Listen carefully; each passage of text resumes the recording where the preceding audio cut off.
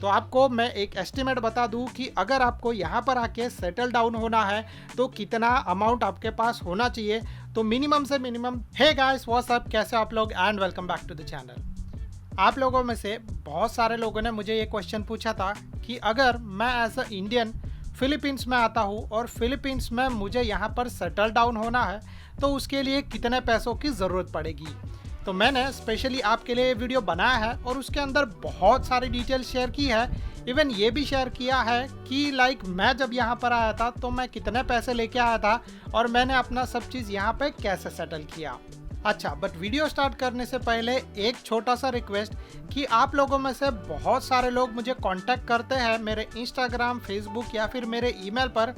कोई प्रॉब्लम नहीं है, बट एक चीज़ है कि थोड़ा सा पेशेंस रखो, क्योंकि कुछ लोग जो है वो बहुत ही अनपेशेंट हो जाते हैं। उनको पता है कि ये बंदा है जिसको कांटेक्ट करने से अपना काम हो सकता है।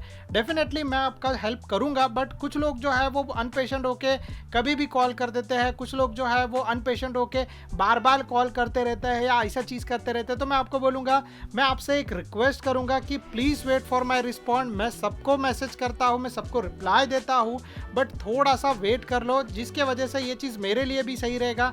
तो अगर आप लोग भी मेरे जैसे यहाँ पर आके सेटल डाउन होना चाहते हो तो आपको एक चीज़ जो है वो सबसे पहले लगेगा, एंड वो है आपका स्ट्रॉन्ग विल।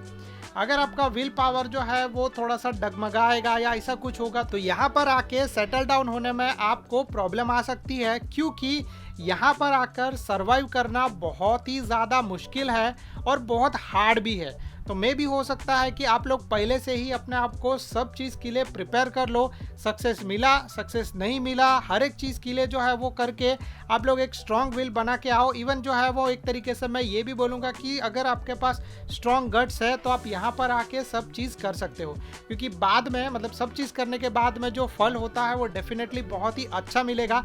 जब मैं यहाँ पर आया था तो मैंने बहुत सारे इश्यूज फेस किए थे। अभी धीरे धीरे करके जो है वो सब सेटल डाउन हो रहा है, ठीक हो रहा है। 1 साल हो गया मुझे यहाँ पर आने के बाद। तो आपके साथ भी ऐसा हो सकता है। अगर आप जो इम्पेशेंट होके कोई भी तरीके का डिसीजन लोगे तो मे भी ये हो सकता है कि आपके लिए बहुत ही डेंजरस हो सकता है। आप अपने सारे पैसे तो गवा दोगे, उसके लिए कोई प्रॉब्लम नहीं, क्योंकि पैसे आप फिर से कमा सकते हो। बट इसके अलावा जो है वो आप अपना लाइफ को रिस्क में डाल सकते हो। उसके अलावा जो है आपका रिलेशनशिप है उसको रिस्क में डाल सकते हो, और फिर फ्यूचर में और भी बहुत सारी चीज़ों का आपको सामना करना पड़ सकता है। तो आप लोग जो है वो हर एक चीज़ का डिसीजन लेना थोड़ा सा सोच समझ के। अब हम लोग यहाँ पे बात करते हैं डायरेक्ट मुद्दे की कि यहाँ पर आने के लिए आपको कितना पैसा लगेगा। तो सबसे पहला जो चीज़ है, आप जब यहाँ पर आओगे और वो आपको लगता है वो है एक घर, यानी कि जैसे यहाँ पर आप देख रहे हो जहाँ पे आप लोग रहोगे, तो वो बहुत ही इंपॉर्टेंट है। क्योंकि क्या है ना कि आपकी गर्लफ्रेंड है वो उनके पूरे फैमिली के साथ रहती रहेगी। जब आप यहाँ पर आओगे तो आप एडिशनल बंदे रहोगे उसके फैमिली के अंदर, एंड कुछ लोगों को ये चीज़ सही लगता है, कुछ लोगों को ये चीज़ सही नहीं लगता है। ठीक है, तो बहुत सारी चीज़ें होती है फैमिलीज़ में, बहुत सारे इश्यूज आते हैं। कुछ लोग जो है वो सब चीज़ आपसे ही ओनली एक्सपेक्ट करेंगे। तो अगर आप उनका खर्चा नहीं उठा पाए, या फिर अगर आपको जो है वो अपना पर्सनल लाइफ में जो चीज़ करना है वो आप नहीं कर पाते हो, क्योंकि बहुत सारे रिस्ट्रिक्शन हो जाते हैं। तो ये सारी चीज़ें मे भी हो सकता है कि आप फेस कर सकते हो।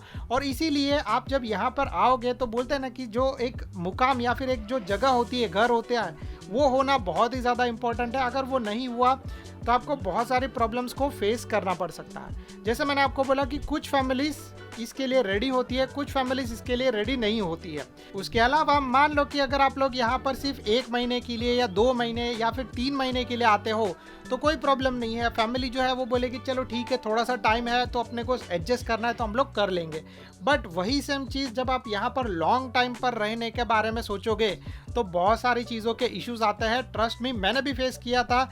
इवन तो यहाँ पर ज़्यादा लोग नहीं है, बट स्टिल जो है वो प्रॉब्लम्स होते हैं, एंड वो आपको फेस करने पड़ सकते हैं। क्योंकि जो है वो हर एक बंदे का एटीट्यूड अलग होता है, तो हर एक उसके हिसाब से हर एक बंदा आपको अलग तरीके से बिहेव करेगा। मे भी हो सकता है कि शुरू में जब आप आ रहे हो, शुरू में सब यहाँ पे आने के बाद वो सब लोगों को ट्रीट कर रहे हैं, उनको मज़ा आ रहा है, वो आपके साथ रहने के लिए एक्साइटेड है। बट जैसे जैसे आपकी सेविंग्स कम होना स्टार्ट होगा वैसे वैसे आप वो सारे खर्चे कट डाउन करना स्टार्ट कर दोगे। एंड जो यहाँ पे लोग रहते हैं वो लोग सोचेंगे कि अरे भाई ऐसा क्यों हो रहा है, ये मेरा खर्चा क्यों नहीं उठा रहा, या फिर जो पहले जैसे कर रहा था वैसा क्यों नहीं कर रहा है। तो डेफिनेटली वैसा चीज़ जो आपका यहाँ पे आने के बाद इनकम तो बंद हो जाएगा। तो सिंपल सी बात है, आप उनका खर्चा भी उठाना बंद कर दोगे, क्योंकि आपको और आपकी वाइफ को यहाँ पर लाइफ का प्लानिंग करना है, जिसके वजह से आप बहुत सारी चीज़ों में कट डाउन करना स्टार्ट कर दोगे।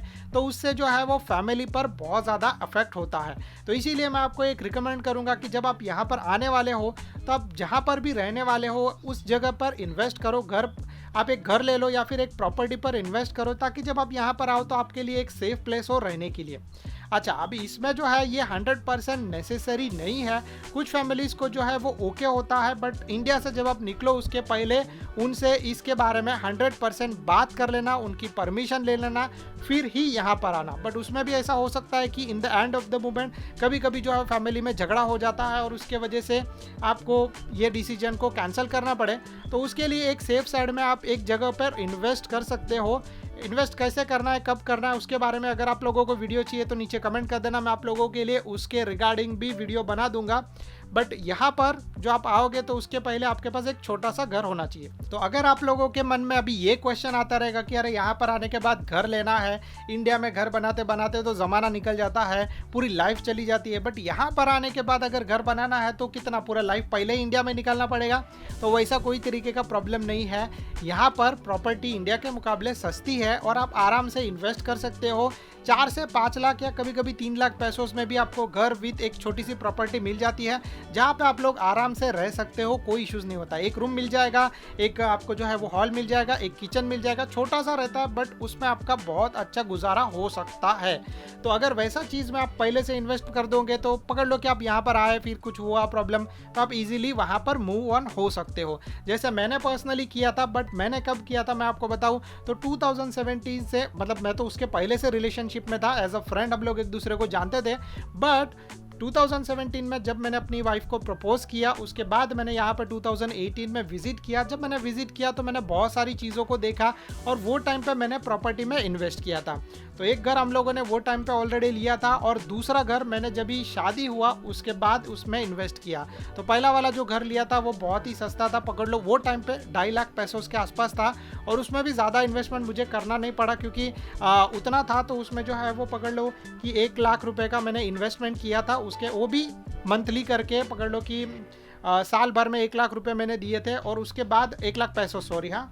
तो उसके बाद जो है वो बाकी का 1.5 लाख है वो आराम से उन्होंने, बैंक ने जो है वो डिवाइड कर लिया। तो एवरी मंथ जो है वो मुझे 3 से 4 हज़ार पैसों जो है वो डिपॉजिट करने पड़ते हैं। ये चीज़ वैसा है, तो आप भी वैसा छोटा सा एक प्रॉपर्टी में इन्वेस्ट कर सकते हो। और दूसरा मैंने आपको बताया था अपना प्राइम प्रॉपर्टी। तो प्राइम प्रॉपर्टी जो है वो थोड़ा सा महंगा है, 1 मिलियन मतलब 10 लाख पैसों के आसपास का वो इन्वेस्टमेंट है। और एक तरीके से बोलते हैं कि वो रॉ हाउसेस या बंगलो हाउसेस इंडिया में रहते हैं, वैसी जगह है। और उसमें मैंने इतना इन्वेस्ट किया, अभी उसके ऊपर घर बनाना है वो बाकी है, उसके लिए अभी और भी ज़्यादा खर्चा लगेगा। बट फिलहाल जो मैं आपको बोल रहा हूँ कि एक छोटा सा स्टे, अगर मतलब जैसे यहाँ पे कुछ प्रॉब्लम हो गया तो मेरे पास एक छोटा सा जगह है जहाँ पे जाके मैं रह सकता हूँ। तो वैसी जगह पे मैं आपको इन्वेस्ट करने के लिए बोलूँगा। अभी दूसरे इंपॉर्टेंट पॉइंट के बारे में बात करते हैं एंड वो है बिजनेस या फिर वर्क। तो जब आप यहाँ पे आओगे तो ऐसा हो सकता है 90% केसेस में आज के टाइम पर, अगर आपके पास वर्क फ्रॉम होम नहीं है तो आपको यहाँ पर आने के बाद आपकी इनकम जो इंडिया में चल रही थी वो स्टॉप हो जाएगी। और अगर वो स्टॉप हो गई तो आपको यहाँ पर सर्वाइव करना बहुत मुश्किल है। फॉर एग्जाम्पल ऐसा कुछ भी हो सकता है, पकड़ लो मेरे पास 20-25 लाख इंडिया में मैंने जमा किए और उसके बाद जब मैं यहाँ पर आता हूँ तो वो 25 लाख भी जो है वो सेविंग्स है, वो जल्दी जल्दी ख़त्म होना स्टार्ट हो जाएगा। तो अगर जो है वो मैं यहाँ पर रहता हूँ फॉर एग्जाम्पल पकड़ लो कि साल भर या फिर 1.5 साल या 2 साल तक, तो वो पैसे फटाफट जो है वो ख़त्म हो जाएंगे, क्योंकि यहाँ पे जो खर्चा होता है वो इंडिया के मुकाबले 10 गुना ज़्यादा है। एंड 10 गुना ज़्यादा होने के वजह से पकड़ लो कि इंडिया में अगर आप 25 लाख रुपए जमा करते हो फिर आराम से उसको बैंक में रख देते हो तो आप उसके ऊपर अपना लाइफ सर्वाइव कर सकते हो। वैसा चीज़ यहाँ पर नहीं है। यहाँ पर अगर आपके पास 1 करोड़ रुपया भी है तो भी आपको कम पड़ेगा।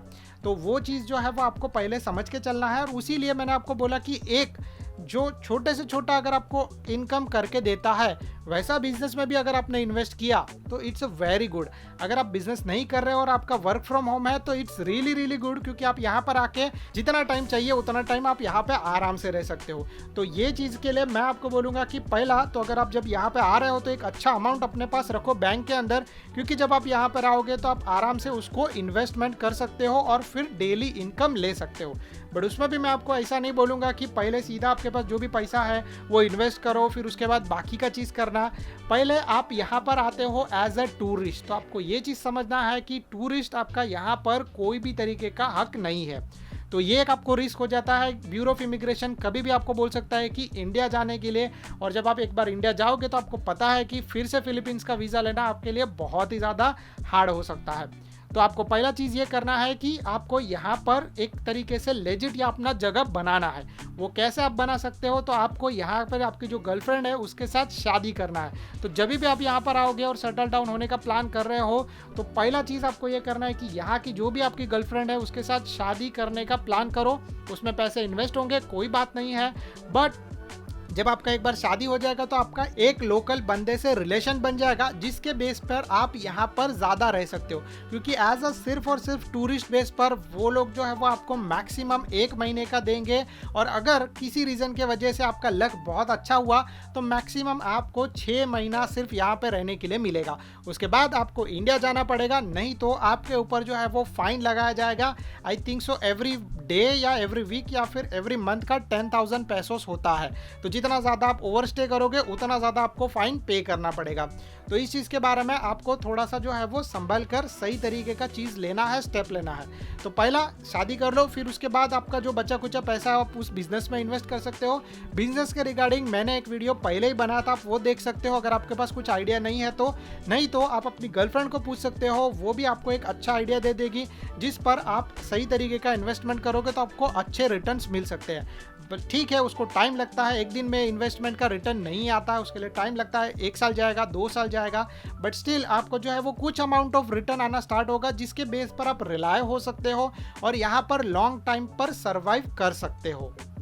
अच्छा, ये 2 चीज़ें तो बहुत ही इंपॉर्टेंट है, बट उसके साथ साथ तीसरी चीज़ है वो भी बहुत ज़्यादा इंपॉर्टेंट है, एंड वो है कि एक्स्ट्रा 1 से 2 लाख रुपए आप अपने बैंक में जमा करके रखना। क्योंकि जब आप यहाँ पर आके सेटल डाउन होने का प्लान कर रहे हो तो वो पैसे आपको हेल्प करेंगे आपके डेली टू डेली लाइफ को सर्वाइव करने के लिए।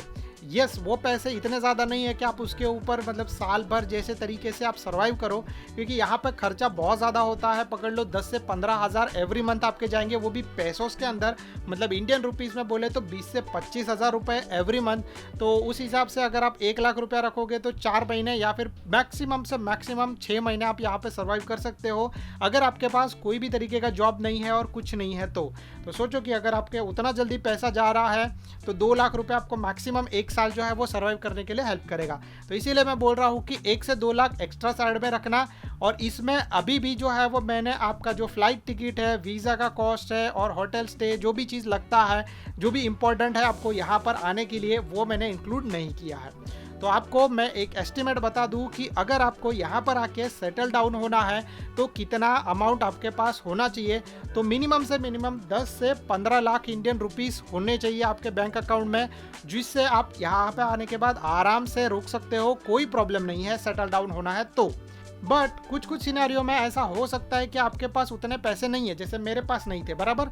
तो आप लोग जो है वो एक छोटा अमाउंट लेके भी यहाँ पे आ सकते हो, बट इसके पहले आपका जो है वो प्री प्लानिंग चाहिए। जैसे मैंने आपको बोला कि 2018 में मैंने एक प्रॉपर्टी ले लिया था, 2019 में एक प्रॉपर्टी ले लिया था, still I am paying for that. But जो मैं आपको चीज़ बोल रहा हूँ वो कि वो प्रॉपर्टी आपके पास है, उसके साथ साथ आपने कुछ जो है वो इन्वेस्टमेंट यहाँ पे ऑलरेडी किया हुआ है, तो आप जो है वो यहाँ पर आने के बाद सही तरीके से सर्वाइव कर सकते हो।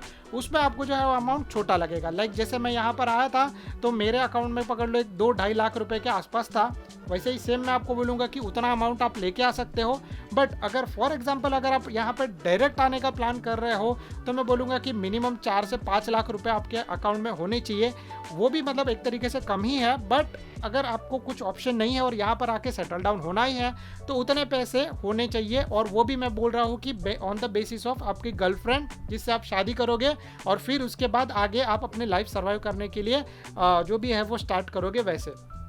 सो I think so that's it from my side. अगर आपको ये वीडियो पसंद आ रहेगा तो please do like and subscribe to our channel. अगर आप लोगों को कोई भी तरीके का डाउट रहेगा तो आप लोग नीचे कमेंट कर सकते हो या फिर मुझे मेरे इंस्टाग्राम या फेसबुक पर मैसेज कर सकते हो। एक और बार मैं आपसे छोटा सा रिक्वेस्ट करूंगा कि please wait for my response. Thank you so much guys, bye bye and good luck.